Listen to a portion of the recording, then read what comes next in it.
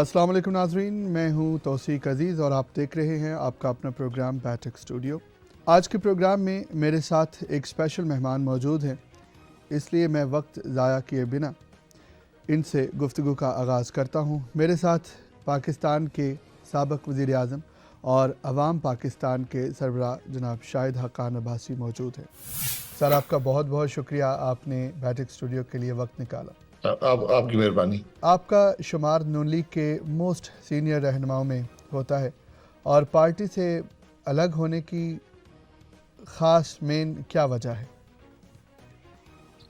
میں جب سے سیاست میں آیا ہوں، میں اس وقت انڈیپینڈنٹ الیکٹ ہوا تھا اور آئی جی آئی تھی اس زمانے میں، ان کے ساتھ تھا۔ تو 1988 سے تو 2023 تک میں پی ایم ایل این کا حصہ رہا۔ میری کوئی ناراضگی نہیں ہے، کوئی خفگی نہیں ہے، لیکن میری سیاست جو مجھے نون لیگ نے دی تھی وہ ووٹ کو عزت دو کی سیاست تھی، یعنی آئین کی سیاست تھی۔ جب مسلم لیگ نون نے وہ راستہ چھوڑ دیا اور اقتدار کی سیاست پہ آئے، تو میں نے اس وقت ہی جماعت کی لیڈرشپ کو بتا دیا تھا کہ میں اب الیکشن نہیں لڑ سکوں گا جماعت کی طرف سے۔ اس کے بعد میں نے فیصلہ کیا میں نے الیکشن لڑا ہی نہیں، تاکہ کسی کو یہ شکوہ نہ ہو کہ شاید کسی مفاد کے لیے۔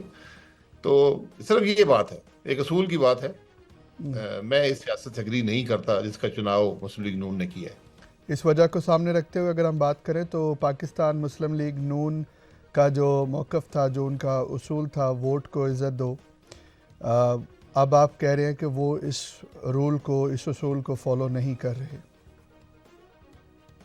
جی، میں نہیں کہہ رہا، سارا پاکستان کہہ رہا ہے، اور یہی جو میں حال ہوا وہ آپ کے سامنے ہے۔ آج مسلم لیگ نون اقتدار میں تو ہے، لیکن وہ جانتے ہیں کہ ووٹ ان کو نہیں ملا تھا، اور انہوں نے ووٹ کو عزت نہیں دی صرف اقتدار کے لیے۔ تو جب آپ اقتدار کی بات کر رہے ہیں تو صرف پاکستان کے اوپر حکومت کرنے کے حوالے سے آپ بات کریں، یا پی ایم ایل این میں جو اعلیٰ عہدوں پر فائز ہیں اس حوالے سے بھی آپ بات کر رہے ہیں؟ نہیں، میں جو ملک میں اقتدار ہے یہ وہی راستہ ہے جو 2018 میں عمران خان صاحب نے چنا تھا، وہ بھی اسی راستے سے آئے تھے، اسٹیبلشمنٹ کے ذریعے، اور پی ایم ایل این بھی اسی راستے سے آئی ہے، اور ہم نے اس سوچ کا مقابلہ کیا ہے کافی عرصے سے، لیکن بدقسمتی سے ہم اس پہ قائم نہ رہ سکے۔ سر، ملک میں پچھلے 70 سالوں سے صرف 2 پارٹیوں کا راج رہا ہے، جس کے بعد عمران خان ایک مضبوط طاقت کے طور پر سامنے آئے، مگر ملک کی تمام سیاسی جماعتیں ان کے خلاف اکٹھی ہو گئی۔ تو اس صورتحال میں جو آپ کی نئی پارٹی ہے عوام پاکستان، اس کا مستقبل آپ کیسا دیکھتے؟ دیکھیں، عمران خان صاحب میرا خیال ہے 93-94 سے سیاست کر رہے ہیں۔ ان کو ایک موقع ملا 2018 میں کہ حکومت ملی، وہ بھی ایک چوری شدہ الیکشن تھا۔ اس کے بعد 3 سال 8 مہینے حکومت میں رہے، انہوں نے ملک کے لیے کچھ بھی نہیں کیا۔ کوئی ایک پالیسی ان کی بتا دیں، کوئی ایک کام ملک کے لیے بتا دیں، نہیں ہے۔ انہوں نے پنجاب کی بدترین اور کرپٹ ترین حکومت پاکستان کو دی، جو عثمان بزدار صاحب کی حکومت تھی۔ انہوں نے کے پی کی کرپٹ ترین اور بدترین حکومت محمود خان صاحب کی صورت میں کے پی کو دی۔ انہوں نے ملک کے اندر جمہوری اقدار کو پامال کیا، اخلاقی اقدار کو پامال کیا، پارلیمانی اقدار کو پامال کیا۔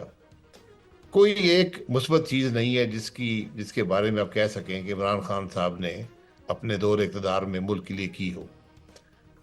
اس کے بعد ان کی خوش قسمتی ہے اور ملک کی بدقسمتی ہے کہ مسلم لیگ نون اپنے اصول پہ قائم نہ رہ سکی، اور انہوں نے وہی راستہ اپنایا جو عمران خان صاحب نے اپنایا تھا اقتدار میں آنے کا، اور وہ اقتدار میں آئے اور نہ وہ کچھ ڈیلیور کر سکے، نہ انہوں نے کچھ کام کیا۔ 16 مہینے کی حکومت کی لیکن کوئی کام نہیں کیا، اور جو بوجھ عمران خان صاحب چھوڑ گئے تھے وہ بھی ان کے گلے میں پڑ گیا، اور جو ایک اینٹی اسٹیبلشمنٹ نیریٹو تھا پی ایم ایل این نے جو چھوڑا تھا وہ عمران خان صاحب نے اڈاپٹ کر لیا۔ تو آج اور الیکشن نے ثابت کیا ہے کہ جو ملک میں پاپولر اپیل جو ہے وہ پی ٹی آئی یا عمران خان صاحب کی ہے.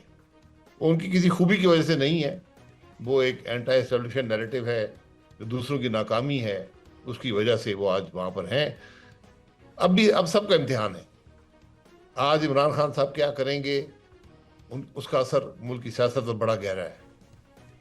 یہ تو اب ان کے لیے ایک لیڈرشپ کا, ان کو لیڈرشپ شو کرنی ہے کہ وہ صرف سیاست کی حد تک محدود رہیں گے یا ملک کے لیے کچھ کرنا چاہتے ہیں. بالکل سر, میرا سوال یہ تھا کہ ان سارے حالات میں انہوں نے پرفارمنس بہتر کی یا نہیں کی, انہوں نے پاکستان کو سرو کیا یا نقصان کیا, یہ بھی ہم انشاءاللہ اس کو ڈسکس کریں گے. لیکن ابھی پاکستان تحریک انصاف کے خلاف وہ اچھی ہے بری ہے, ہم اس بحث پہ بات نہیں کر رہے. ہم یہ کر رہے ہیں کہ جو ابھی آئین کو سامنے نہیں رکھا جا رہا, ابھی قانون کو سامنے نہیں رکھا جا رہا, اس سچویشن کو سامنے رکھتے ہوئے آپ عوام پاکستان کا مستقبل کس طرح دیکھتے ہیں؟ دیکھیں, میں پہلے ان جماعتوں کی بات کر رہا ہوں نا, جو اقتدار میں رہی ہیں یا جو اپوزیشن میں ہیں جی ٹھیک, یا پہلے اقتدار میں ہیں. ان میں سے کسی نے بھی نہ آئین کا خیال رکھا نہ قانون کا خیال رکھا. تو عوام پاکستان ایک جماعت ہے, ایک سوچ ہے جو یہ کہتی ہے کہ ہم ملک کو آئین کے مطابق چلانا چاہتے ہیں. ملک کے پاس کوئی اور راستہ نہیں, صرف آئین کا راستہ ہے. ملک کے پاس کوئی راستہ نہیں ہے, آپ کو صلاحیت کی ضرورت ہے. ملک کے پاس کوئی راستہ نہیں ہے, آپ کو انٹیگریٹی کی ضرورت ہے, آپ کو اصولوں کی ضرورت ہے. آپ کو اقتدار برائے اقتدار کی سیاست چھوڑنا ہوگی. اب ہم جسے کہتے ہیں نا اینڈ آف دا روڈ, ہم نے بہت عرصہ گزار دیا ہے سب نے. آج آپ دیکھ لیں, ہر جماعت جو آج ہے, چاہے اپوزیشن میں, حکومت میں, سارے اقتدار کر چکے ہیں پچھلے 5-8 سال میں. کیا ملک کے لیے کچھ کر سکیں؟ تو ملک کی آج حالت آپ دیکھ لیں, وہ اس بات کا ثبوت ہے کہ سب ناکام ہیں. اس لیے ہم یہ کوشش کر رہے ہیں کہ ایک ایسی جماعت گراس روٹ سے بنے جو ملک میں اصول اور آئین کی بات کر سکے. یہ مستقبل ہے عوام پاکستان کا. بالکل ٹھیک ہے سر. عوام پاکستان پارٹی کے منشور میں ایک محدود اشرافیہ پر خاصی تنقید کی گئی ہے اور کہا گیا ہے کہ عوام پاکستان پارٹی اشرافیہ کے نہیں, عوام کے مفاد میں فیصلے کرے گی. لیکن ہم دیکھتے ہیں کہ پاکستان جس کے معاشرے میں جہاں صرف اشرافیہ ہی ہر طرف چھائی ہوئی ہے, تو اشرافیہ کے مفادات کے خلاف آپ فیصلے کس طرح کر سکیں گے, یا آپ اس کیپیسٹی میں ہوں گے کہ آپ فیصلے کر سکیں؟ جی بالکل. دیکھیں, اشرافیہ کیا چیز ہے؟ اشرافیہ وہ ہے جو ملک کی ترقی اس لیے نہیں ہونے دیتے کہ ان کا مفاد اس سے منسلک ہے. چاہے وہ اقتدار کی بات ہو, چاہے وہ طاقت کی بات ہو, چاہے وہ پیسے کی بات ہو, یہ اشرافیہ ہوتی ہے. تو یہ بڑی بات واضح ہے کہ ہم نے جو کچھ پچھلے 70 سال میں کیا ہے اس میں غلبہ اشرافیہ کا رہا ہے. لیکن جتنا اس غلبے کے اندر جو بڑا ہے اس دور کے اندر, کہ آج آپ قوانین دیکھ لیں, جو پی ایم ایل این کے قوانین ہیں, جو عمران خان صاحب کے قوانین ہیں, جو پی ڈی ایم حکومت کے قوانین ہیں, جو موجودہ حکومت کے قوانین ہیں, ان کا صرف ایک مقصد ہے کہ کس طرح اس ملک کے عوام پر آپ حکمرانی کر سکیں. عوام کے مفاد کی وہاں کوئی بات نہیں. آج آئینی ترامیم کی بات ہو رہی ہے, اس کے اندر کوئی عوام کا ذکر نہیں ہے. صرف طریقہ یہ ہے کہ کس طرح ہم ملک کے نظام پر قبضہ کر سکیں. یہ جو غلبہ ہے اشرافیہ کا, اس کے خلاف آپ نے آواز اٹھانی. تو شکست سے انسان نہیں گھبراتا, نہیں گھبرانا چاہیے. آپ کو اپنے مقصد کی قوت پر انحصار کرنا چاہیے کہ میرا مقصد کیا ہے, میں کیوں یہ کر رہا ہوں, میں نے کیا کرنا ہے. اور سیاست کا صرف ایک مقصد ہوتا ہے کہ عوام کی فلاح ہو, ملک کے حالات بہتر ہوں. یہ سیاست کا مقصد ہوتا ہے. سیاست کا مقصد اقتدار نہیں ہوتا, سیاست کا مقصد پیسہ نہیں ہوتا, سیاست کا مقصد اپنے معاملات کو بڑھانا نہیں ہوتا. یہ مقصد ہے جس کو لے کر عوام پاکستان آگے چل رہی ہے. سر, جو اگلا سوال میرے ذہن میں آ رہا ہے اس کا جواب آپ نے کافی حد تک دے دیا ہے کہ آپ پہلے سے موجود جو سیاسی جماعتیں ہیں ان کا حصہ کیوں نہیں بنے, آپ کسی اور پارٹی میں جا سکتے تھے, نئی جماعت بنانے کو ہی کیوں ترجیح دی؟ دیکھیں, میں 35 سال ایک جماعت کے ساتھ رہا ہوں اور اچھے برے وقت میں رہا ہوں, بدترین وقت میں رہا ہوں. میں وہ وقت بھی جانتا ہوں جب پی ایم ایل این کے اندر صرف اتنی لیڈرشپ رہ گئی تھی جو آپ ایک ہاتھ کی انگلیوں پر گن سکتے تھے. تو میں سب معاملات جانتا ہوں. میں ہمیشہ آج بھی کہتا ہوں کہ ملک میں جو بہتر قیادت تھی میں اس کے ساتھ تھا. بالکل ٹھیک. جب اس بہتر قیادت نے اپنا راستہ بدل لیا تو پھر میرے لیے ممکن نہیں تھا وہاں رہنا. تو میں کسی اور جماعت کی سیاست کو بھی میں ملک کے مفاد میں آج نہیں سمجھتا. اس لیے میرے پاس کوئی اور راستہ نہیں تھا. نہ مجھے کوئی شوق تھا جماعت بنانے کا، لیکن میں ایک ذمہ داری محسوس کرتا ہوں کیونکہ اس ملک نے ذاتی طور پر مجھے عزت دی ہے اور مجھے وہ تجربہ دیا ہے 35 سال میں کہ میں آج ملک کے معاملات کے لیے کچھ کنٹریبیوٹ کر سکوں. سیاست کنٹریبیوشن کا نام ہے. سیاست کچھ دینے کا نام ہے، یہ لینے کا نام نہیں ہے. تو اس بنیاد پر یہ جماعت ایک سوچ تھی چند افراد کی، اس کو ہم آگے بڑھا رہے ہیں. اور یہ کوئی ذاتی مفاد کے لیے نہیں ہے. یہ انشاءاللہ ایک جماعت ہوگی جو آپ کو بہتر سوچ بھی دے سکے گی اور بہتر گورننس، بہتر پرنسپلز، بہتر انٹیگریٹی اور بہتر کیپبلٹی دے سکے گی. یہ بات شاید تھوڑی قبل از وقت ہو، لیکن کیا آپ کو لگتا ہے کہ اگر دوسری وقت آنے پر یا حالات اس طرح کے ہوتے ہیں کہ دوسری پارٹی سے لوگ ان پارٹیز کو چھوڑ کے اگر آپ کو جوائن کرتے ہیں، وہ نون لیگ کے ہوں، پی پی کے ہوں، جس طرح پاکستان تحریک انصاف میں ہوا یا سیاست کا یہ حصہ رہا ہے، تو آپ ایسے لوگوں کو اپنی پارٹی میں کنسیڈر کریں گے؟ جی، آپ جنہیں الیکٹیبلز کہتے ہیں، سیاست میں آپ نے الیکشن بھی لڑنا ہوتا ہے، الیکٹیبلز آپ کو چاہیے ہوتے ہیں، لیکن ہمیں ہر الیکٹیبل قابل قبول نہیں ہے. جس کی شہرت ٹھیک نہیں ہے ہمیں قابل قبول نہیں ہے. ہمیں وہ لوگ چاہیے جو صلاحیت رکھتے ہیں اور انٹیگریٹی رکھتے ہوں. اور اس طرح کے بہت سے لوگ ہیں جماعتوں میں جن کو وہاں موقع نہیں ملتا. تو اگر وہ آئیں گے، اور انشاءاللہ وہ ضرور آئیں گے، تو انہیں ہم قبول کریں گے، لیکن ہر الیکٹیبل کو نہیں. آپ بہتر قیادت کے بارے میں بات کر رہے تھے، آپ مسلم لیگ نون کی سیاست کے بارے میں بات کر رہے تھے، آپ اس کے ساتھ اگری نہیں کرتے. آپ کے نزدیک مسلم لیگ نون کی کس سیاست پر چل رہی ہے مسلم لیگ نون؟ دیکھیں، جس سیاست پر مسلم لیگ نون تھی، ووٹ کی عزت ہو اس کو چھوڑ دیا. آج اقتدار کی سیاست ہے، ہر قیمت پر اقتدار. تو اس سیاست سے مجھے ایگریمنٹ نہیں ہے. یہ ان کی سوچ ہے، میں ان کے حق ہے یہ سیاست کرنے کا، لیکن یہ وہ سیاست نہیں تھی جو ہم نے لوگوں کو، جو ہم نیریٹو لے کر گئے تھے. تو بہرحال یہ ان کی سوچ ہے، اور الیکشن میں اس کا رزلٹ انہوں نے دیکھ لیا. سر، یہ آج ہم دیکھ رہے ہیں کہ جو دو بڑی جماعتیں ہیں پاکستان کی، مسلم لیگ نون اور پیپلز پارٹی، ان کی متحدہ حکومت جس طرح کی قانون سازی کر رہی ہے، اس سے آپ کے نزدیک فائدہ کتنا ہوگا اور نقصان کتنا ہوگا؟ 100% نقصان ہے. آپ قانون سازی دیکھ لیں کیا ہے. ابھی سپٹمبر میں 2 قانون بنے ہیں. ایک قانون ہے کہ ملک میں جلسوں کو کیسے کنٹرول کرنا ہے. یعنی جو بنیادی حق ہے ایک شخص کا، ایک جماعت کا، فریڈم آف ایکسپریشن، آپ اس کو سلب کر رہے ہیں ایک قانون کے ساتھ. اور جس بھونڈے طریقے سے کر رہے ہیں، کل ان کو ہی تکلیف ہوگی. یعنی آپ اس قانون کو پڑھیں، آپ ہنسیں گے کہ ایک S H O D C کے حکم پر پورے جلسے کو ایک ان لافل گیدرنگ ڈکلیئر کر سکتا ہے. ان سب کے خلاف پرچہ درج ہو جائے گا، اور ایک فرسٹ کلاس میجسٹریٹ جو ڈی سی کے تابع ہوتا ہے وہ آپ کو 3 سال کی سزا دے سکتا ہے اگر آپ کا پہلا آفینس ہے جلسہ اٹینڈ کرنا، جس کو ایک ایس ایچ او جو ہے وہ ڈکلیئر کرے کہ ان لافل ہے. 3 سال قید ہے. بالکل. سیکنڈ آفینس کے بعد کے آفینسز پہ 10 سال قید. یہ قانون بنا ہے سپٹمبر 6 کو. دوسرا قانون بھی سپٹمبر 3 یا 4 کو بنا ہے، جس میں ایک سپریم کورٹ کے فیصلے کو کی مکمل طور پر نفی کی گئی ہے. آپ کینیڈا میں آپ ذرا کسی سے پوچھیں کہ کیا ایسا قانون بن سکتا ہے جو ماضی میں جائے اور یہ کہے کہ جو اس وقت لیگل تھا میں نے اب انلیگل ڈکلیئر کر دیا، اور سپریم کورٹ کے فیصلے کی ہر شک کی نفی کرے قانون. یہ اس قسم کے قانون بن سکتے ہیں دنیا میں؟ تو ایک مذاق خیز صورتحال ہے. اس طرح کے قوانین تو پاکستان میں ہی بہرحال امیجن کیے جا سکتے ہیں. امیجن نہیں، یہاں بنتے ہیں، یا بنتے رہے ہیں ماضی میں بھی، آج پھر بن رہے ہیں. بالکل. لیکن پہلے ماشاءاللہ حکومتیں بناتی تھیں، آج سو کالڈ جمہوری حکومتیں بنا رہی ہیں. ایسے ہی ہے، ایسے ہی ہے.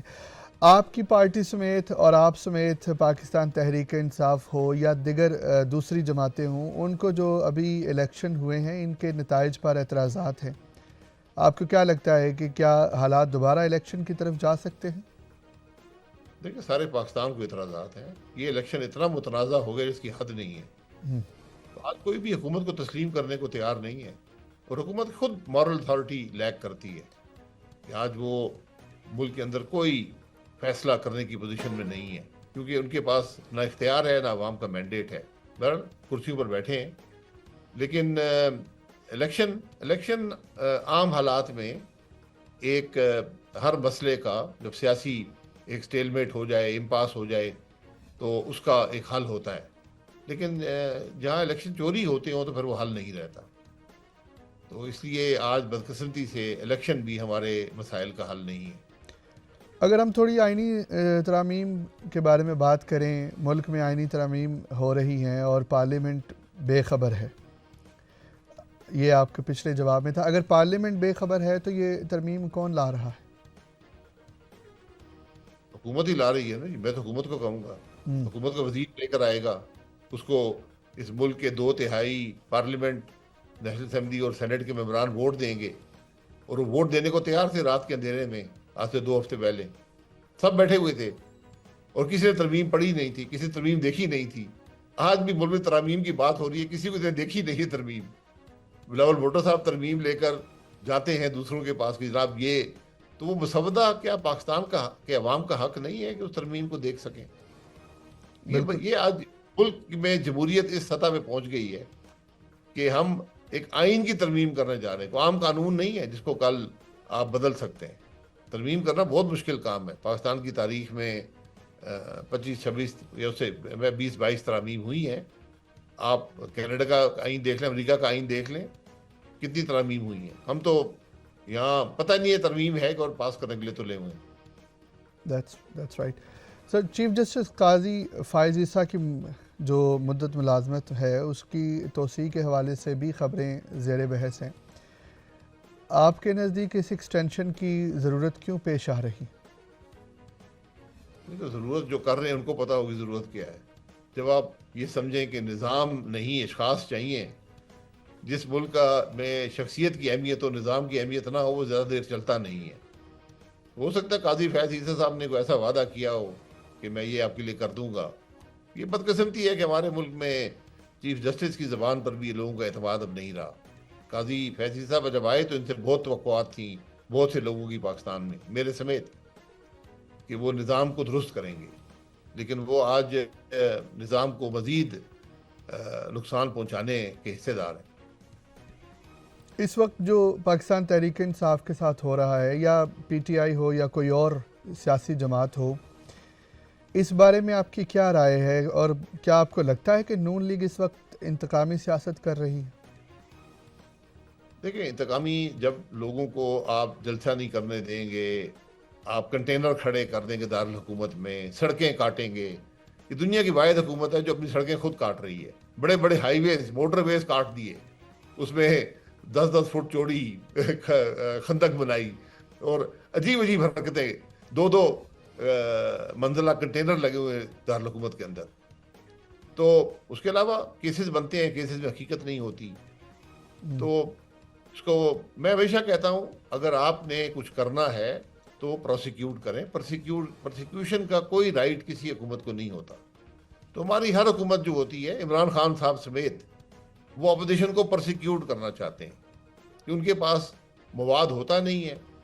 وہ حکومت کی مشینری استعمال کر کے لوگوں کو جیل میں ڈالتے ہیں، جھوٹے مقدمے بناتے ہیں، اور بعد میں پتہ چلتا ہے کچھ ہے نہیں. تو وہی کام جو عمران خان صاحب کیا کرتے تھے آج ان کے ساتھ ہو رہا ہے. تو اس سے معاملہ حل تو نہیں ہوگا. اسی حکومت میں اگر عقل ہوتی تو انہوں نے جو برداشت کیا وہ اس سے سیکھ لیتے کہ بھئی یہ کام ہمیں نہیں کرنا چاہیے. جو عمران خان صاحب لوگوں کو جیل میں ڈالتے رہے، کم از کم یہ سیکھ لیتے. تو لیکن انہوں نے انتقام کا راستہ، یا جو بھی راستہ ہے وہی حرکتیں کرنے کا جو وہ کرتے تھے، اس کو اپنا لیا ہے، اور وہیں پہ سارا نظام رکا ہوا. بالکل، ہم انتقامی سیاست کی بات کر رہے ہیں، اور بدلہ اور پکڑ دکڑ اور اس سارے معاملے پر بات کر رہے ہیں. تو 2017 میں جب نواز شریف نااہل ہوئے تو نون لیگ نے مزاحمت کی سیاست کا راستہ چنا، جس میں مریم نواز پیش تھیں. مگر اب وہی مریم نواز مسلسل پاکستان تحریک انصاف کو دہشت گرد اور شدت پسند اور اس طرح کے القابات سے ان کو بلا رہی ہیں. تو کیا یہ رویہ، یہ الفاظ درست ہیں؟ نہیں، یہ رویہ درست نہیں ہوتا، یہ ماضی میں بھی بہت ہوا ہے. عمران خان صاحب اس کے سب سے بڑے پروپوننٹ تھے ان باتوں کے.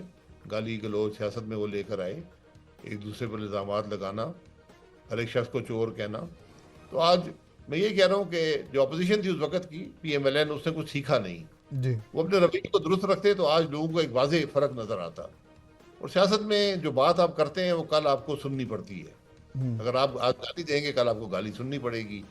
آپ جو باتیں کریں گے وہ بعد میں آ کر آپ کے سامنے آتی ہیں کہ بھئی آپ نے تو یہ باتیں کی تھیں، پھر شرمندگی ہوتی ہے. سیاست میں میانہ روی اور ایک برداشت کا مادہ حکومت کو ہمیشہ رکھنا چاہیے. ایک ریلیشن شپ، ورکنگ ریلیشن شپ اپوزیشن سے رکھنی چاہیے.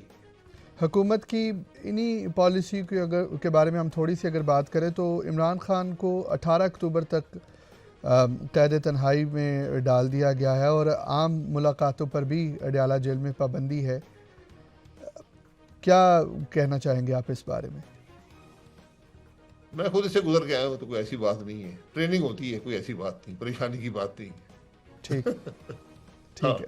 مطلب سیاست دان جب تک اس کے ساتھ لوگ ہیں زندہ رہتا ہے. بالکل ٹھیک ہے. آپ نواز شریف صاحب کے ساتھ آپ نے 35 سال کام کیا، نون لیگ میں آپ رہے. نواز شریف کا آپ سیاسی مستقبل کیسا دیکھ رہے ہیں؟ اور اکثر مخالفین الزامات لگاتے ہیں کہ مریم نواز نے ہی اپنی سیاست کے لیے نواز شریف کی سیاست ختم کر دی. کیا آپ اس بات سے اتفاق کرتے ہیں؟ یہ الزامات یہ کیا سا رہی ہیں، میں کبھی ان کا حصہ نہیں بنتا. جو پی ایم ایل این کی پرفارمنس ہے گورنمنٹ کے اندر، جو پنجاب گورنمنٹ کی پرفارمنس ہے، جو انہوں نے سیاست اپنائی ہے، اس پر یہ عوام پارٹی کی قسمت کا فیصلہ کریں گے. میاں صاحب نے جو کچھ کیا یہ نہیں کیا. انہوں نے جماعت بنائی، جماعت کھڑی کر دی، ابھی بھی وہ صدر ہیں. تو ہر حوالے سے ذمہ داری جو کچھ مسلم لیگ نون کرتی ہے اقتدار میں یا اس سے باہر، وہ ذمہ داری میاں صاحب کی ہے. سیاست کی ذمہ دار وہی رہیں گے. سر، آپ نے شروع میں کہا تھا کہ سیاست لینے کا نہیں دینے کا نام ہوتا ہے، اور اگر حالات اس طرح کے بنتے ہیں یا مستقبل میں کچھ سچویشن ایسی بنتی ہے کہ اگر کبھی مستقبل میں عمران خان صاحب کے ساتھ ہاتھ ملانا پڑے تو آپ اپنی پارٹی کے منشور کو، اس کے اصولوں کو سامنے رکھتے ہوئے آپ کا کیا فیصلہ ہوگا؟ دیکھیں، سیاست میں کہا جاتا ہے کہ ہر چیز ممکن ہے، لیکن میں ہر چیز ممکن کا قائل نہیں. اگر کسی جمہوری مقصد کے لیے، آئین کے لیے، میں حاضر ہوں. چاہے وہ پی ایم ایل این ہو، چاہے وہ پیپلز پارٹی ہو، چاہے وہ جماعت اسلامی ہو، پی ٹی آئی ہو. اگر وہ آئین کی بات کرے گی، جمہوری اصولوں کی بات کرے گی، پارلیمانی قدروں کی بات کرے گی، اخلاقی قدروں کی بات کرے گی، تو ہم اس سیاست کے ساتھ ہیں. بطور وزیر اعظم شہباز شریف صاحب کو آپ قابل سمجھتے ہیں اس وزارت عظمیٰ کے لیے، یا آپ کو لگتا ہے کہ وہ پاکستانی ایکسپیکٹیشنز پر پورا اتر رہے ہیں؟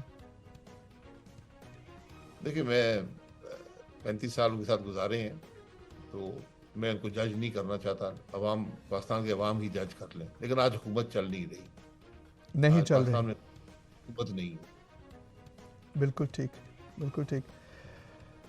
سر، آپ کا بہت بہت شکریہ، اپنے بیٹھک اسٹوڈیو کو ٹائم دیا، اور thank you so much for joining. ناظرین، ہم نے آئینی ترامیم کے بارے میں بات کی، ہم نے نون لیگ کی جو پالیسیاں ہیں اس کے بارے میں بات کی، پی ٹی آئی کے حوالے سے جو ان کا مستقبل ہے یا جو ماضی میں کی گئی غلطیاں جو ابھی نون لیگ دہرا رہی ہے، یا اسٹیبلشمنٹ کے راستے میں کون آیا کون گیا، ہم ان سارے معاملات پر ہم نے گفتگو کی. ہمارے ساتھ موجود تھے پریزیڈنٹ عوام پاکستان پارٹی اور پاکستان کے سابق وزیر اعظم جناب شاہد حقان عباسی. اپنے چاہنے والوں کا بہت زیادہ خیال رکھیں. اللہ حافظ.